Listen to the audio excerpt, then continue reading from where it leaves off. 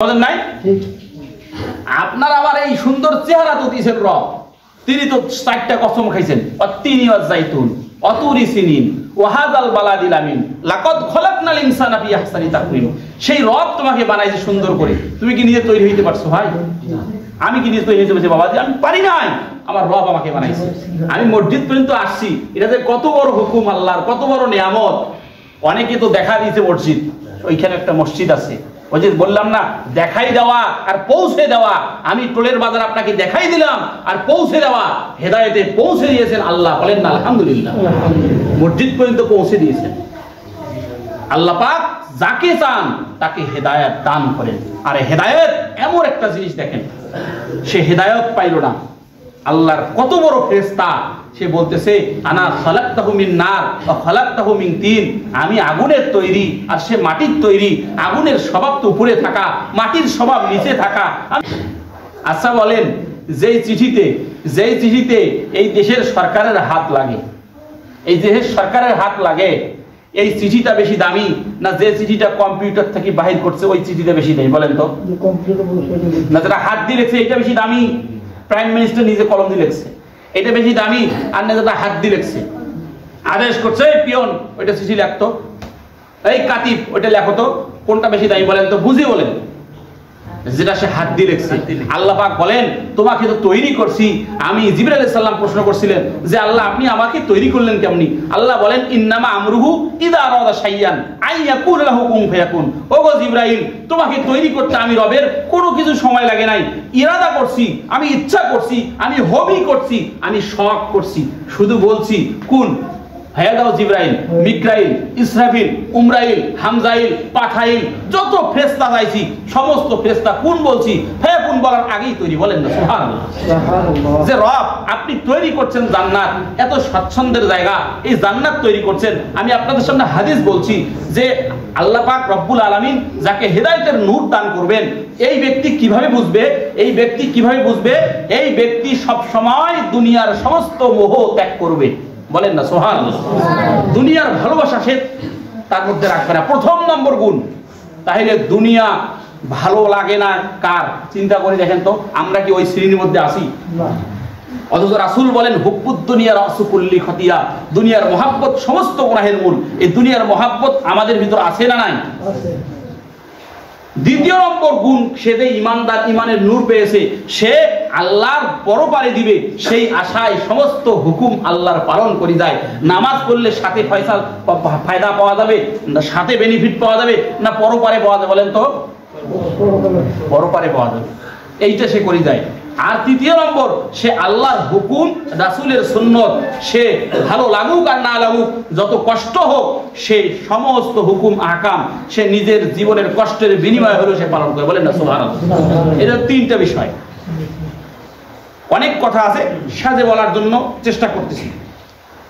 দোয়া করেন আল্লাহ পাক যেন বাহির করে দেয়। যে আল্লাহ পাক রব্বুল আলামিন বলেন সিজদা করো, সে বলতেছে না আমি সিজদা করতে পারবো না। তো বললাম যে প্রাইম মিনিস্টার নিজে হাতে লিখছে আর একটা কম্পিউটারে তৈরি করছে, কোনটার দাম বেশি? জিবরাইল আলাইহিস সালামকে আল্লাহ পাক বলতেছে ও জিবরাইল, কোন বলছি ফায়াকুন বলার আগে তুমি জিবরাইল তৈরি হইছো, ইসরাফিল তৈরি হয়েছে, জান্নাতও তাই ওইভাবে তৈরি করছি। জাহান্নাম যে কোন বলছি ফায়াকুন বলার আগে তৈরি হয়েছে। জাহান্নাম একটা, কয়টা? স্তর 7টা। কয়টা? জান্নাত একটা, স্তর কয়টা? 8টা। ভালো করে বোঝেন, বুঝে জবাব দেন। জান্নাত 7টা বানাচ্ছেন কেন? 8টা স্তর। কয়টা? 8টা জান্নাত। জান্নাত একটা শব্দ, জান্নাত আল্লাহর একটা মানে শান্তির জায়গা, আল্লাহর একটা হুকুম। জান্নাত কি? আল্লাহর হুকুম। জাহান্নাম কি? আল্লাহর হুকুমের নাম। আল্লাহ বলেন হুকুম করছি হয়ে গেছে। বলেন না সুবহানাল্লাহ। যে আল্লাহ খুঁটিবিহীন আসমানটা তৈরি করলে কিভাবে? এত গ্রহ নক্ষত্র, যে এই গ্রহ নক্ষত্র তৈরি করছে। আজকে আমরা তাদের 10 তলা 20 তলা আছে, গ্রামে যদি 3 তলা হয়েছে একেবারে ছটকা ফটকিতে থাকা যায় না। আল্লাহ পাক বলেন জান্নাতের একটা তালা কত পরিমাণ হবে তুমি কি জানো? আল্লাহ রাসূলকে বলছেন, আল্লাহ রাসূল আম্মা জানকে বলছেন জান্নাতের একটা তালা হবে দুনিয়া থেকে আসমান পর্যন্ত 1 তালা। বলেন না সুবহানাল্লাহ। একটা তালা হবে। আর জান্নাতের ইটগুলো হবে মিশকো আম্বারের। বলেন না সুবহানাল্লাহ।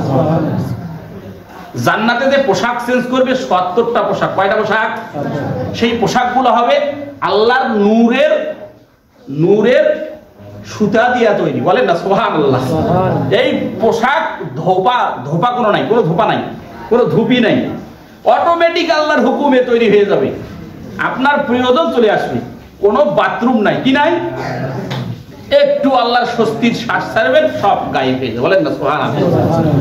যদি আপনার নিজের অনেক কথা, জান্নাতের বর্ণনা বলতে গেলে ৪-৫ জুমা শেষ করতে পারবো না, তো শুধু জাস্ট আসান পাস। যাদের হালাল বিবি আছে, নিজের বিবি আছে, এই বিবিটা পরহেজগার মুত্তাকি হয়ে যদি পরপারে ওই যে বললাম শেষ নম্বরে ৩টা চিহ্ন যদি থাকে, সে যদি দুনিয়াকে ত্যাগ করে, সে যদি আল্লাহকে পাওয়ার জন্য সমস্ত হুকুম মানে এবং পাওনা পরে পাবে, এইভাবে সমস্ত হুকুম হাকাম মানে, রোজা রাখলে এটা কতদূর পর্যন্ত মানে, সে মৃত্যু আসা পর্যন্ত। হুকুম হাকামটা কতদূর পর্যন্ত মানে, মৃত্যু আসা পর্যন্ত। রোজা রাখে মৃত্যু আসা পর্যন্ত, যত রমজান পায় রোজা রাখে, যত সালাতের আযান হয় ফজর, জোহর, আসর, মাগরিব, এশা, জীবনে যত মৃত্যু আসা পর্যন্ত সে পালন করে এবং সুন্নতগুলো আমল করে। আল্লাহ তাআলা রাসূল বলেন এই 3টা গুণ রাখার কারণে আল্লাহ পাক রব্বুল আলামিন যখন তার কাছে মালাকুল মউত পাঠায়, কি পাঠায়? মালাকুল মউত পাঠায়। আর এই 3টা জিনিস আসে না 3টা জিনিসের কারণে। 1 নম্বরে হুব্বে যা, যেটা আসছিল আজাদিলের, এজন্য আল্লাহ পাক রব্বুল আলামিন কি করলেন? তাকে সিজদা করতে বললেন, সে সিজদা করলো না।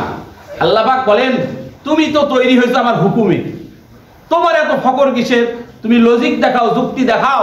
আমার আদমকে তৈরি করছি দেখো কি দিয়া।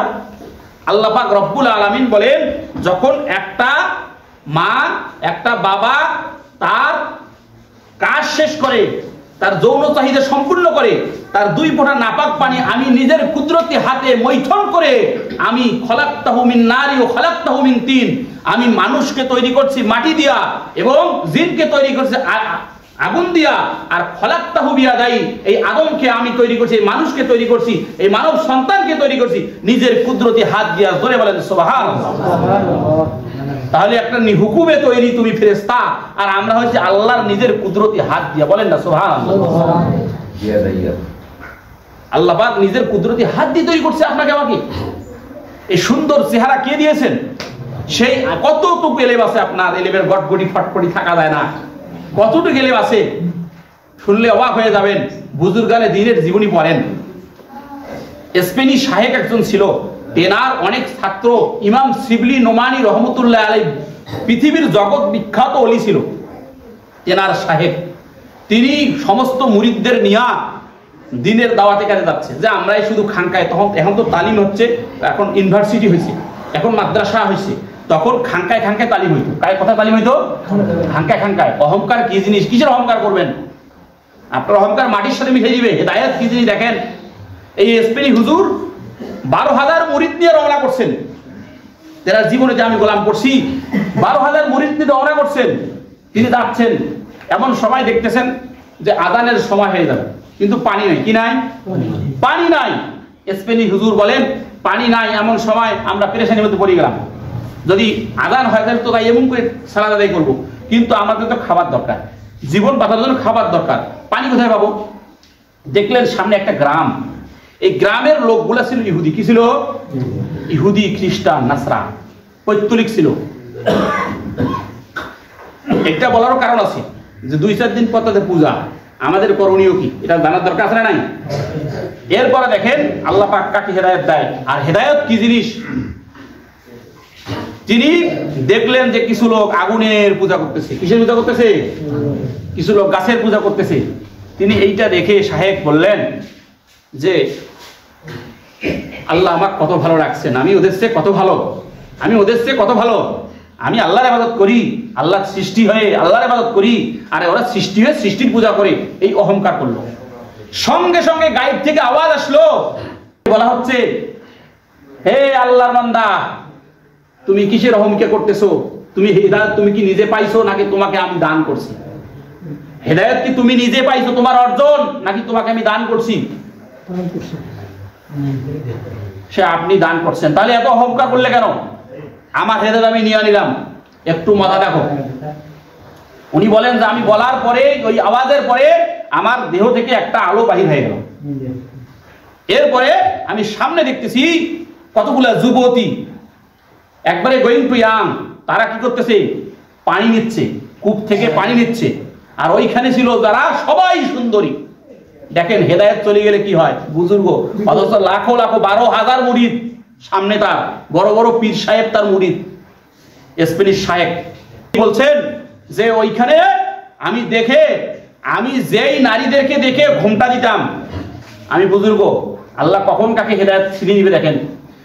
বলছে আমার যে কি হয়ে গেল, আমি ওই মেয়েদের দিকে তাকাই রইলাম ফেল করি।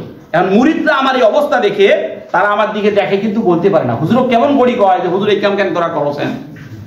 এমন অবস্থায় ওইখানকে সবচেয়ে সুন্দরী মেয়ে আমার এক মুরিদ এসে আমাকে ঝাঁকি দিচ্ছে আর বলতেছে, হুজুর আপনি ওই দিকে দেখতেছেন কেন?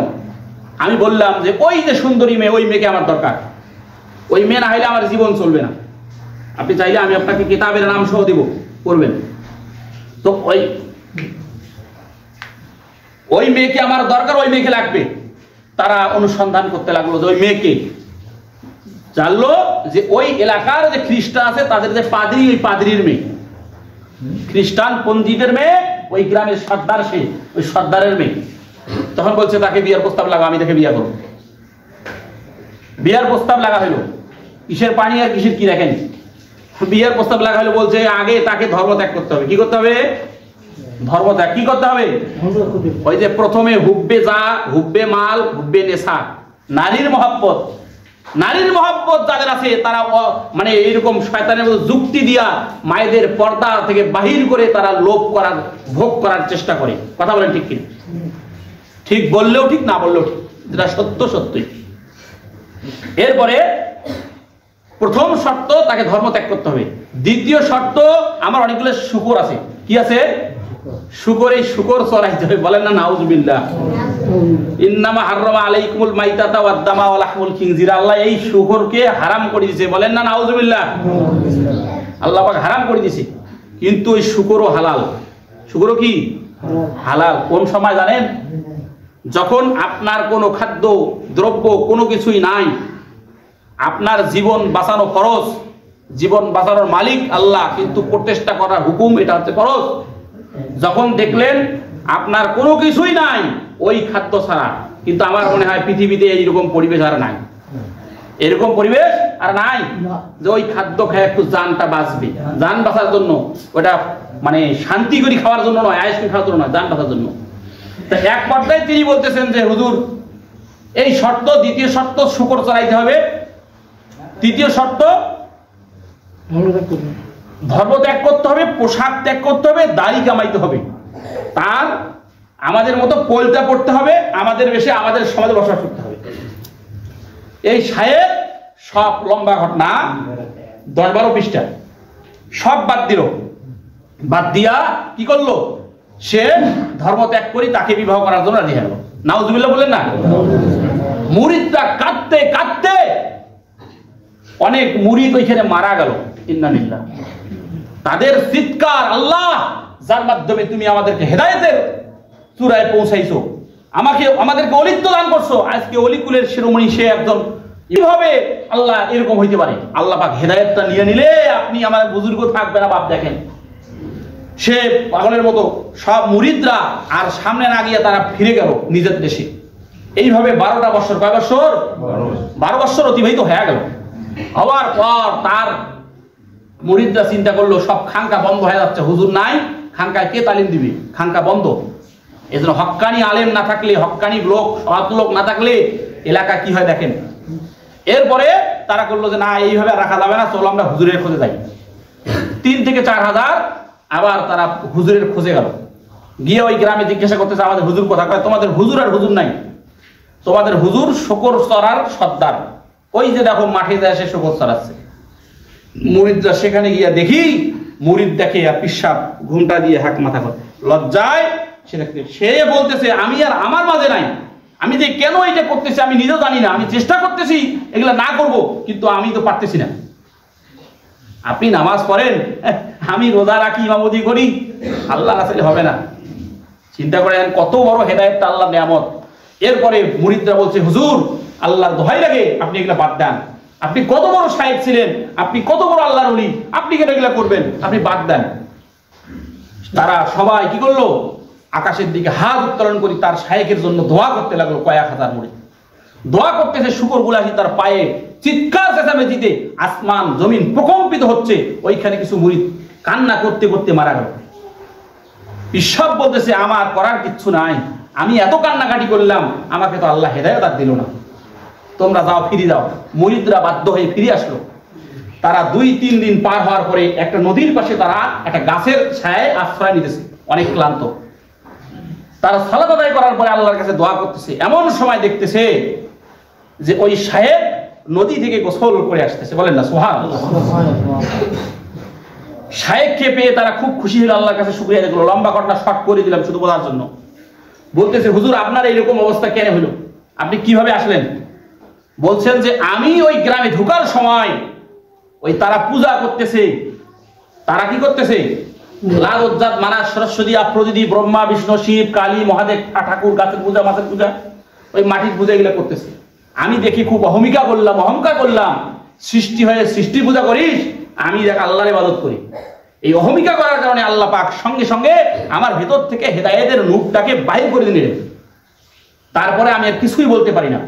আল্লাহ পাক আমাকে ক্ষমা করেছেন। তোমাদের কান্নাকাটি আমার কান্নাকাটিতে আল্লাহ পাক আমাকে হেদায়েত ফিরে দিয়েছেন। আমি আবার কালিমা পড়ি, মুসলমান হয়েছি। আবার সে কাফর হয়ে গেছিল, মুসলমান হয়েছি আমি আবার। আর সে ছিল 30,000 লম্বা হাদিস, তো মানে ঘটনা 30,000 হাদিসের হাফেজ সনদ সহ। কয় হাজার? গোটা কোরআনের হাফেজ। সে সেটাও ভুলে গেছিল ওই সময়, কিচ্ছু মনে নাই। একটা আয়াত মনে আছে যে আল্লাহ পাক যাকে ইচ্ছা হেদায়েত দেয়, যাকে ইচ্ছা হেদায়েত দেয় না, এই আয়াত। একটা হাদিস মনে আছে যে হাদিস যে আল্লাহ পাক যাকে ইচ্ছা হেদায়েত দেয়, যাকে ইচ্ছা হেদায়েত ছিনাই নাই, এই হাদিস মনে আছে। এই দুইটা ছাড়া আর কোনো মনে নাই। ওই অবস্থায় সে আবার আল্লাহ পাক তাকে মাফ করলো, সে ফিরে আসলো। এইখান থেকে মুরিদদের নিয়ে সে আবার আসি খানকা চালু করলো। এইভাবে 10 বছর পেরিয়ে গেল। এরপরে তার ওই যে সুন্দরী হাসিনাতুন জামিলাতুন জেদ্দান পুরন্ত গোলাপের না সুন্দর, সেই সুন্দরী তমনি তার স্ত্রীটা খোঁজ করতে করতে পাগল। আল্লাহ পাক হেদায়েত তাকে দিবে। দেখেন সে পাগলের ন্যায় কাটতেছে আর চিন্তা করতেছে। এমন সময় সে ঘুম গেছে, কাটতে কাটতে ঘুম গেছে।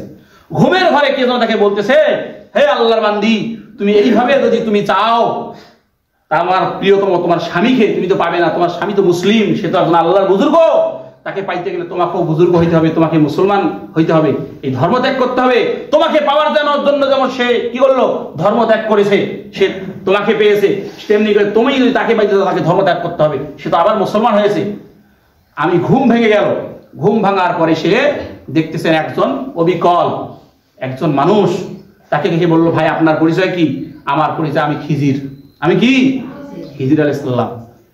বলছে ঠিক আছে, তুমি কালিমা পড়ো, আশহাদু আল্লা ইলাহা ইল্লাল্লাহ ওয়া আশহাদু আন্না মুহাম্মাদার আবদুহু ওয়া রাসূলুহু, লা ইলাহা ইল্লাল্লাহ মুহাম্মাদুর রাসূলুল্লাহ সাল্লাল্লাহু আলাইহি ওয়াসাল্লাম। এটা বললাম, পড়ার পরে তিনি বলতেছেন তুমি চক্ষু বন্ধ করো। আমি চক্ষু বন্ধ করলাম।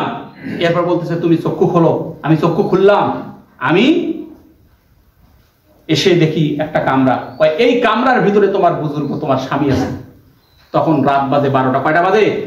12টা। দরজায় লক করছে। বুজুর্গ বাহির হয়ে দেখে তার সেই স্ত্রী। সে দেখে অবাক, এত রাতে তুমি কিভাবে আসলে? সে সমস্ত ঘটনা বর্ণনা করেন এবং ওই যে আল্লাহর ওলি ছিল, তিনিও ওলি, ইনিও ওলি, খিজির আলাইহিস সালামের সালাম তাকে দেন। এইভাবে তাকে বলে, ঠিক আছে, যে রবকে আমি পাইছি, এতদিন তো আমি তোমার জন্য পাগল ছিলাম, এখন আমি আল্লাহর জন্য পাগল হয়ে গেলাম। তার স্ত্রী বলতেছে, তো ঠিক আছে, আমি সেই রবের প্রেমে আজীবন মৃত্যু পর্যন্ত ব্যাকুল থাকতে চাই। তাকে অন্য কামরা দেওয়া হলো। সে কিছুদিনের মধ্যে সে অলিত্ব হাসিল করলো। সুবহানাল্লাহ।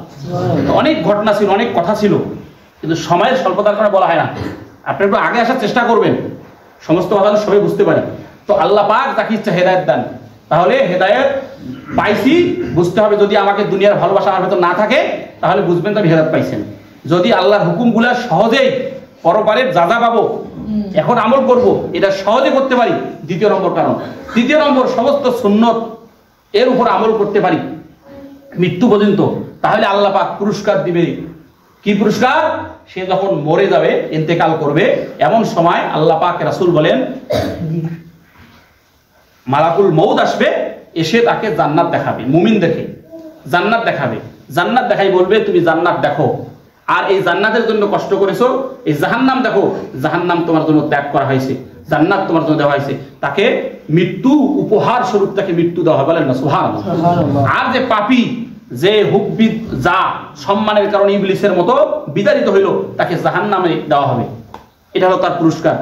আর হুব্বে মাল, মালের লোভের কারণে জমি কিনবো, জমি দিয়া আমি চিটা ধান দেবো, জাকাতের ভালো ধান আমি দেবো না, আমি সদকা করবো না, আমি প্রতিবেশী হক আদায় করবো না, আমার টাকা পয়সা নষ্ট করবো না, আমি ফেতরা দিলে এগুলা দিলে আমার দেখছি আমি কমে যাবে, এটা হচ্ছে হুব্বে মাল, মাল বাড়ার চিন্তা।